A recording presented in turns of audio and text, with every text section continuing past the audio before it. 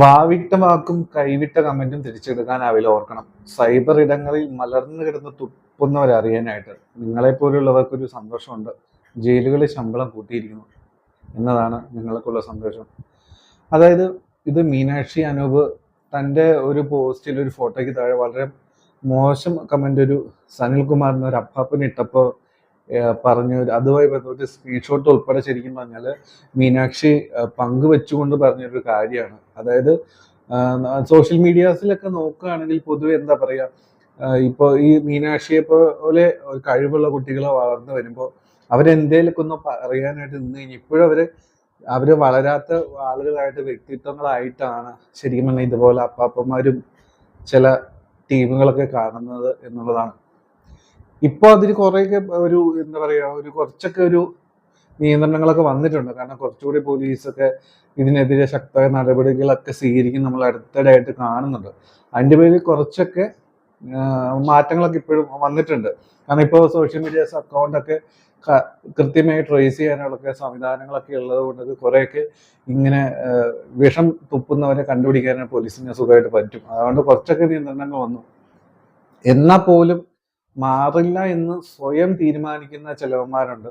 അവന്മാർ ഇപ്പൊ മീനാക്ഷിയെ പോലുള്ളവരൊക്കെ എന്ന് പറഞ്ഞു കഴിഞ്ഞാൽ എന്തെങ്കിലുമൊക്കെ ഒരു സംഭവം ഇൻസിഡന്റ് നടക്കുമ്പോൾ സ്വന്തമായിട്ട് അഭിപ്രായം പറയാറുണ്ട്. എന്താ അവർക്ക് പറയാൻ അവകാശം? അവര് സെലിബ്രിറ്റീസ് ആയി പോയത് കൊണ്ട് അവർക്കൊന്നും പറയാൻ പറ്റില്ല, അവര് ഒരിക്കലും വളരാൻ പറ്റില്ല, മിണ്ടാതെ ഇരുന്നോണം എന്നാണ് ചില അപ്പാപ്പന്മാരും ചില ടീമുകളൊക്കെ ശരിക്കും തന്നെ വിചാരിക്കുന്നത്.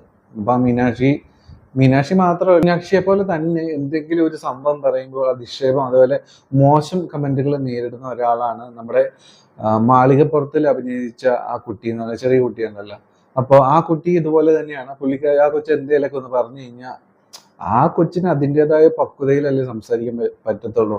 അപ്പൊ അത് ചിലപ്പോൾ അതിന് ഏറ്റക്കുറച്ചിലുകളൊക്കെ ഉണ്ടാവും. പക്ഷെ അതുപോലും മനസ്സിലാക്കാനായിട്ട് ചില കമന്റോളികൾക്ക് പറ്റുന്നില്ല എന്നുള്ളതാണ് പലപ്പോഴും നമ്മൾ ശ്രദ്ധിക്കുന്ന ഒരു കാര്യം. ഇത്രയും കൊച്ചു കുട്ടിയോടൊക്കെ നിങ്ങൾ ഇങ്ങനെയൊക്കെ പെരുമാറാനായിട്ട് നിങ്ങൾക്കൊക്കെ എങ്ങനെ പറ്റുന്നു എന്നാണ് ഞാൻ വിചാരിക്കുന്നത്.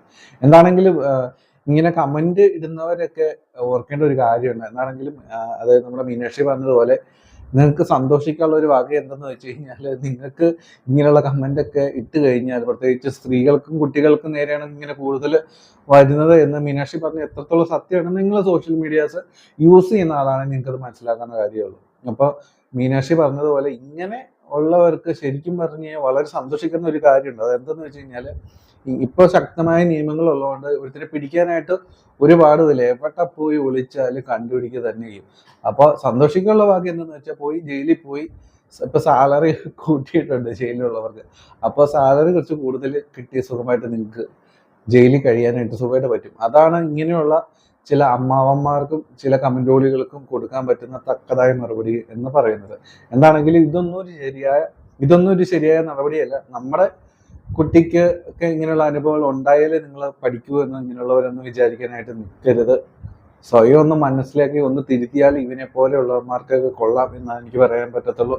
എന്താണെങ്കിലും നിങ്ങളുടെ അഭിപ്രായങ്ങൾ ഉറപ്പായിട്ടും കമന്റ് ചെയ്യുക, പറയുക. കൂടുതൽ വീഡിയോസിനായി നമ്മുടെ ചാനൽ സപ്പോർട്ട് ചെയ്യാനായിട്ട് മറക്കല്ല കേട്ടോ. സബ്സ്ക്രൈബ് ചെയ്യുക. Take care. Bye bye.